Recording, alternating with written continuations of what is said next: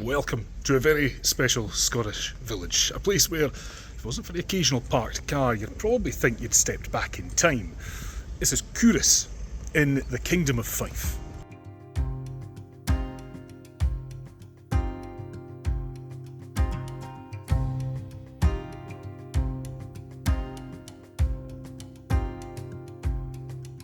Now, Culross is the best representation of a 17th century borough found anywhere in Scotland.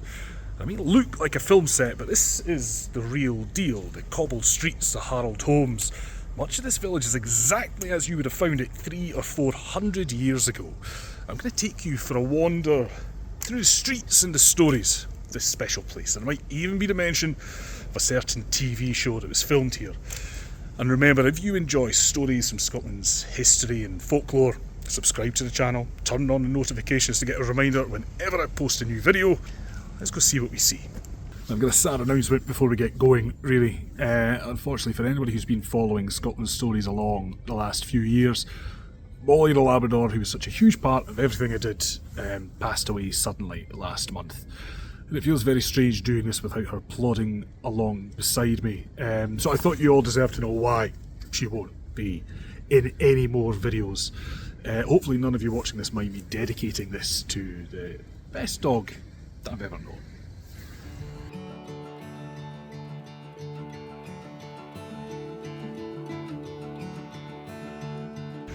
Now, the first things first though, if you're looking to find this village on a map, you'll not get there by writing it as I'm saying it. Culross is spelt C-U-L-R-O-S-S, and now you can act all superior when you correct somebody who calls it Culross. Now, a warning, I wouldn't recommend trying to drive your car anywhere through the streets of Culross. There are two large car parks either side. As you'll see as we go around, things are very narrow here. The locals will have parked their cars as close to their houses as they can, and the last thing they need is people like you and me getting in the way.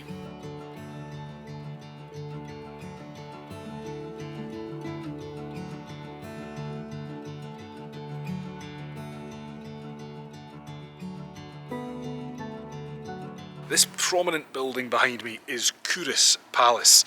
It was never actually a royal home. It was built by a man called George Bruce, and this sort of iconic yellow colour, really to show off how much wealth he had. He was the one really who made Culross what it was, and he built this between the years of 1597 and 1611. So George was the one who really transformed Culross, brought a lot of the wealth in through his innovative coal mining techniques. There was a lot of coal here, but most of it was beneath the River Forth, which is out there. He had this invention. It wasn't his invention, it was called an Egyptian wheel, and it basically constantly bailed out water, so it allowed them to carry on mining down there. But coal wasn't the only thing that made money. No, they were making white gold. No, nothing to do with drugs. That's what they called salt, because it took tons and tons of coal to make just a ton of salt. But it was incredibly important if you think back to the days before refrigeration, before freezers for preserving food. So the coal mines here, they fueled about 50 salt pans here. They were literally boiling seawater until it evaporated to make the salt. It was a very popular industry all around Fife, and that is probably something that does deserve its own video at some point. But you can imagine what life would have been like here. Not this sort of nice, peaceful, quiet thing. It would have been noisy, smelly, smoke. Horrible. Now, all of this ground where we are actually is reclaimed land, so this would have been shoreline at the time. Now, one of the things that Bruce did, George Bruce, was he built a stone shaft, like a man-made island out there, and you would go through this tunnel, through the mine, down here, and then you could pop up and you would be surrounded by water. out there. It's amazing. I still can't fully get my head around how he did it. The problem was that King James VI came to see this very wealthy man and his incredible mining techniques, and he took him for a tour of the mine, of course, and he took him through this tunnel and he popped up there, but as soon as James saw that he was surrounded by water, he started to panic, and he was shouting, "Kidnapped, being kidnapped!" Now, there was many kidnapping attempts on his life, James's life. This one of them. So anyway, thankfully George managed to calm the king down and tell him, no, sir, it's not kidnapping, your majesty, it's just engineering. It's amazing that just about 100 years after George's time, his family had left this and they'd moved somewhere a bit fancier, nearby, up the hill a bit. This went from person to person, family to family, until eventually there was something like 16 families inside. Now, by the early 1900s, this was pretty much a slum, you know, this was like a children's playground, until the National Trust of Scotland bought it for a steal and renovated it. So they are the ones who manage it today. If you look for a little symbol like this above some of the doors, you'll see their small houses project, some of the other buildings that they saved in Culross. Now, George's home has been perfectly preserved in time. It's incredible inside. Unfortunately, it's December right now, which means that it's closed for the tourist season. So I will be back in March to do a dedicated video just about the palace. In the meantime, let's see a little bit more of Culross.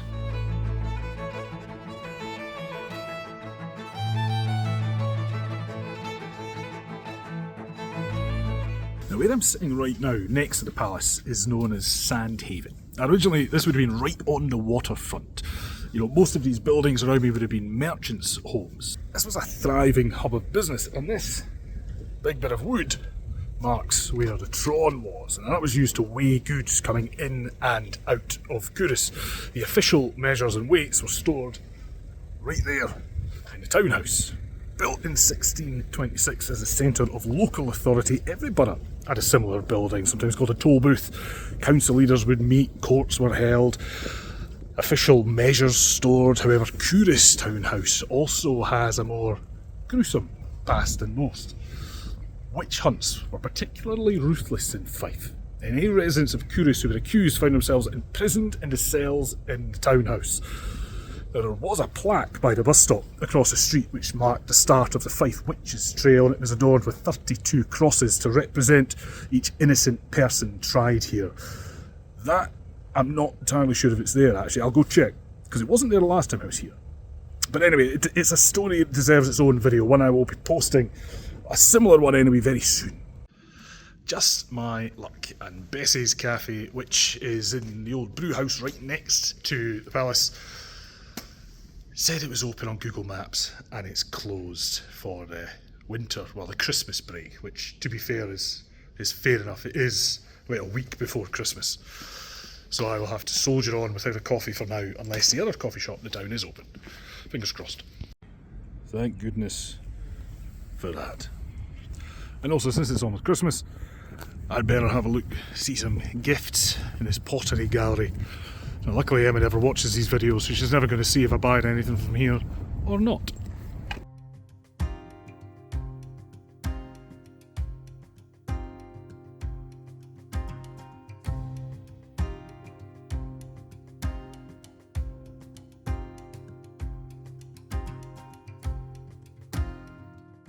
Now, moving away from the old shore, it's soon apparent the history of Culross isn't just found in the buildings or the landmarks lining the streets.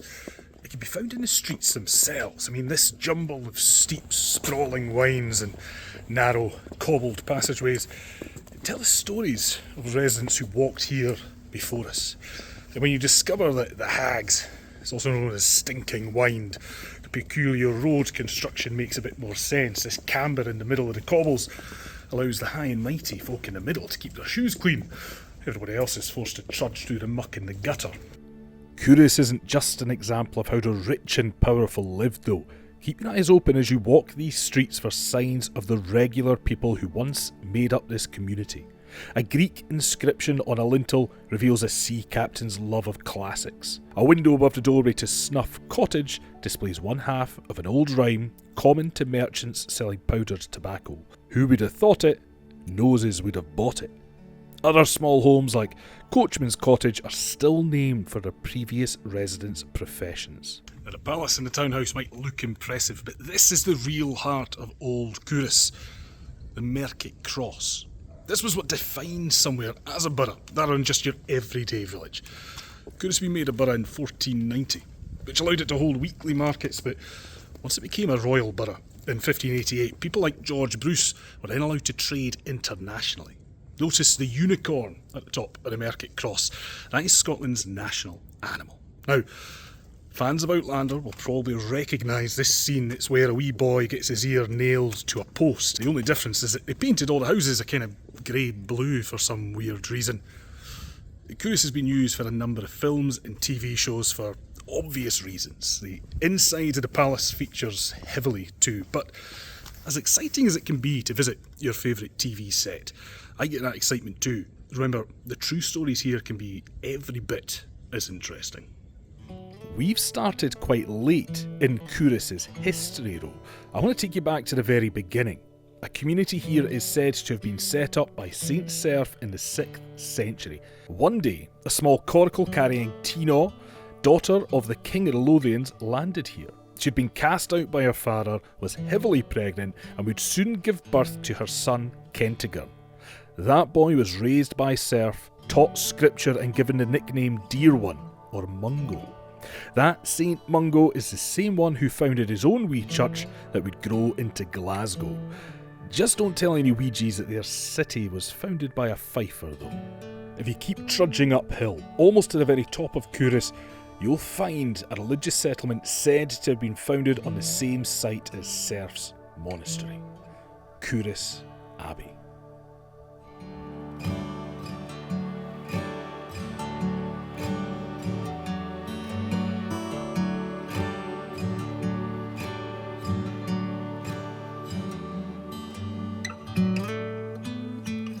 Founded in the early 1200s by Malcolm, Earl of Fife, pilgrims who travelled here wrote home about strange black burning rocks. Clearly these were coal mining monks. Now today you'll find a jumble of confusing broken pillars and floating doorways, but we're essentially in the basement level. Now, they had the old refectory up there. For over 300 years this was a much bigger site, an important Cistercian monastery just like Melrose in the Borders. I've got a video all about that you can watch after this. Now, legend says there's a secret tunnel somewhere beneath Culross Abbey leading to a man sitting in a golden chair waiting to reward whoever finds him. Only one person's ever said to have braved the entrance, disappearing inside with his faithful hound while playing the bagpipes to mark his location. Now, the dog escaped from whatever confronted him, but sadly the piper was never seen again. Now, that's a story you'll find in at least a dozen places around Scotland.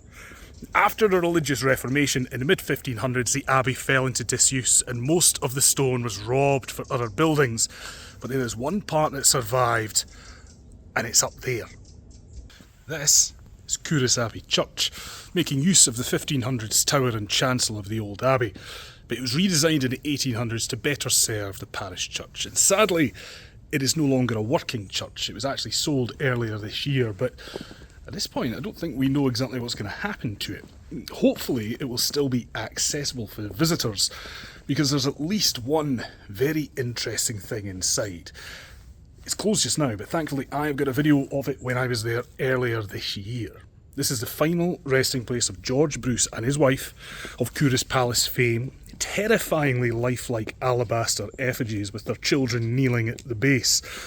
If you want, there is an earlier church called the West Kirk. It's about a mile to the west.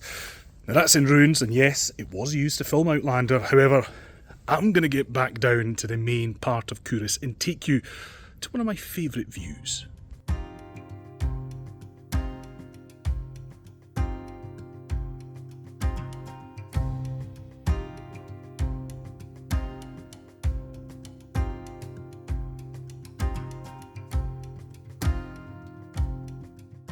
Now, I almost forgot about this. You'll pass it on your way up to the Abbey or back down, and it's one of the oldest landmarks in Culross, the Deep Locket Well, which once provided safe drinking water to the area's earliest inhabitants, St Cerf and his followers. The tradition says this natural spring was where they got the water for his wee community. For ease of use, the well was eventually modernised with the addition of a spout, a pump handle and a drinking cup. Once you filled your bucket, the handle would be locked in place, giving the well its name.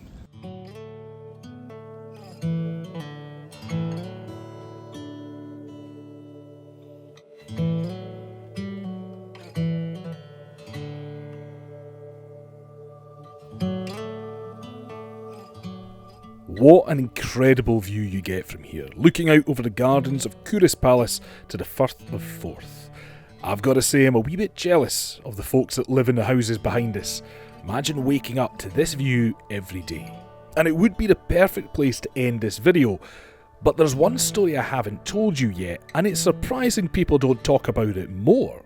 Because there's a great big statue here, right in front of Culross Palace, along with some flags and words carved in the ground. This is Admiral Thomas Cochrane, 10th Earl of Dundonald, but maybe better known as the Scottish Sea Wolf. There's a lot of people who get statues, and I don't always think they deserve them, but this is not one of those occasions. Cochrane, who spent much of his youth in Culross, joining the Royal Navy just before the Napoleonic Wars. He made a name for himself as a brilliant strategist, and eventually he was given command of his own ship, the HMS Speedy. Small but fast, Cochrane captured 50 ships in a single year, leading Napoleon to label him the Sea Wolf. He thought rather than fought his way out of trouble. And if you've ever read about Horatio Hornblower or watched Master and Commander, this is the guy that those stories are based on. His success rubbed the wrong people up the wrong way though, and he found himself chased out of the Navy, taking up a post leading the Chilean Navy instead. He played a crucial role fighting for their independence, and then he moved on to Peru, then Brazil, Greece, eventually returned to Britain in 1832 with a legendary reputation and the rank of Admiral. So he's far better known in South America than he is in Scotland, but if you ever come to Culross, come and say hello. You'll find him beneath the Chilean flag. So as you can see, Culross is a pretty special place, perfectly preserved and packed full of stories of miners, traders, monks, even a sea wolf. It's not a big place, but that doesn't hold it back. History is waiting for you around every corner here. I'm going to see how much of it I can find in the Red Lion pub, with the help of a few drams. I hope you enjoyed this tour of Culross, and remember, please give the video a like and leave me a comment to tell me what you think, and I would love it if you could share this with a pal. So hopefully, I'll see you the next time.